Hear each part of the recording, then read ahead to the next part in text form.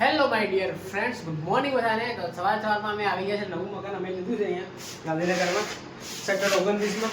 Sector 29 કહેવાય ગયા? એ sector કઈ કહેવાય? 27. તો સેક્ટર 27માં આપણે મકાન લીધું છે અહીંયા. તો ફાઇનલી આપણે આવી ગયા છે અહીંયા. તો જોઈ શકો તમે, આ રહ્યું મકાન આપણું. અને અત્યારે ક્લિનિંગ કર્યું છે અહીંયા.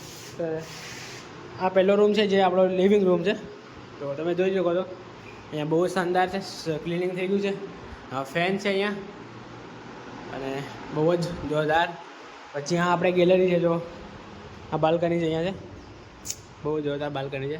હા ને, તો અહીંયા ઈસકલો પણ નાખી શકાશે. તો ઈસકલો આપણે નાખીશું પછી. અને કબાટ પણ છે અહીંયા, કંઈ બી સામાન મૂકવા માટે, ડેકોરેટિવ આઇટમ મૂકવા માટે બી અહીંયા છે. ને પહેલો આ બેડરૂમ છે, તો ફર્સ્ટ બેડરૂમ છે.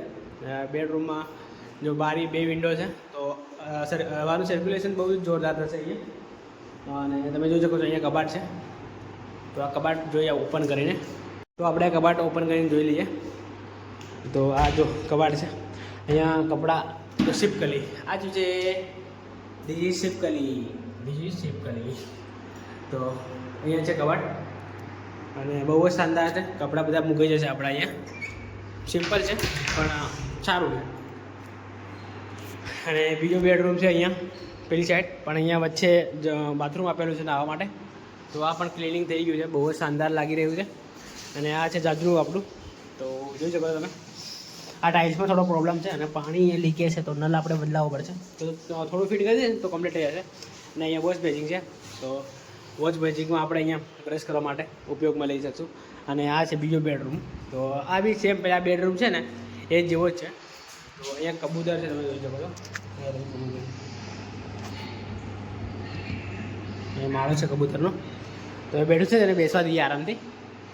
અને આ બીજી અહીંયા તિજોરી છે, કબાટ. તો આ પણ બહુ જ શાનદાર છે. આ પણ આપણે યુઝમાં લઈ શકશું, બહુ જોરદાર છે. અને ઉપરથી પણ અહીંયા લોક આપેલો છે, ટેમ્પરરી લોક. Okay, done. કપડાં સુકવવા માટે અહીંયા મૂકેલું છે. અને અહીંયા થોડું જે ટેમ્પરરી સામાન હોય તો મૂકી શકાય. અહીંયા માળ્યું છે. અને આ છે જયેશભાઈ, તે પણ એક શાનદાર લાગે છે, રૂમ જેવો શાનદાર લાગે છે. આવી જા સાઈડમાં.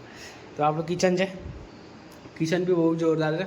તો અહીંયા જો ગેસની લાઈન પણ, હા બંધ કરી દઈએ હવે. આ ગેસની લાઈન છે, તો બંધ કરી દઈએ હવે, એટલું બધું નહીં ચલો બસ થયું. અને અહીંયા દેખો સિંક છે, વાસણમાં જો કચવા માટે. બંધ કરી દો હવે. કેટલી ભરાય પહેલાં પૂછ ને, જે હું ઉપર જવું રહે.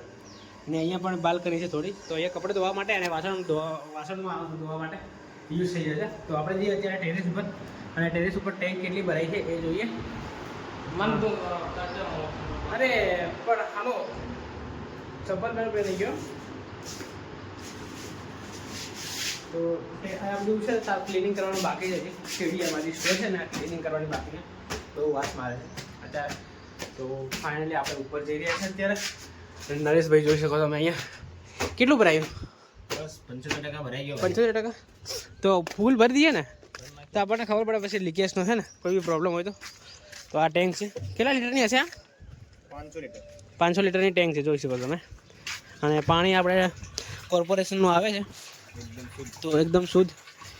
એટલે હું એમ કહું, મોટર બંધ કરશું ને આપણે તો પાણી ખીસી જશે. હા, એટલું બધું પેલું હશે તો પાણી ખીસી જશે. એક કામ કરીએ, પેલાને કે બંધ કરી દે. ના, કઈથી ખેંચાઈ જાય પાછું પાણી જતું રિટર્ન. પણ મોટર તો આપણે બંધ કરી દેવાના છે ને. જોઈએ કેવી રીતના છે બધે ખાલી. તો બહુ જ શાનદાર છે અહીંયાનું વાતાવરણ. ગાંધીનગરમાં સેક્ટર 27 ને આપણે 28 મેં કીધું 27. આ જે લોકો 27 એમ કહેતો પછી. તો 28 સેક્ટર છે અને બહુ જ જોરદાર છે. અહીંયા ગવર્મેન્ટ બધા મકાનો છે, જોઈ શકો તમે. આ બધા ગવર્મેન્ટ છે. તો આપણી આ ટેરેસ છે, બહુ જ શાનદાર. હા, ચાલશે. તો બહુ જ શાનદાર. અહીંયાથી સામેનું વાતાવરણ કંઈક આવું છે, જોઈ શકો છો તમે.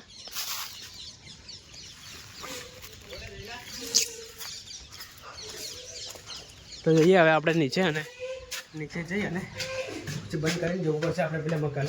ત્યાંથી આજે બધું સામાન શિફ્ટ કરીશું અહીંયા. અને એ નરેશ, હા સીડીનું ક્લિનિંગ કરવાનું બરોબર ને હમણાં. ગરમી સાપવાની જોઈ છે યાર.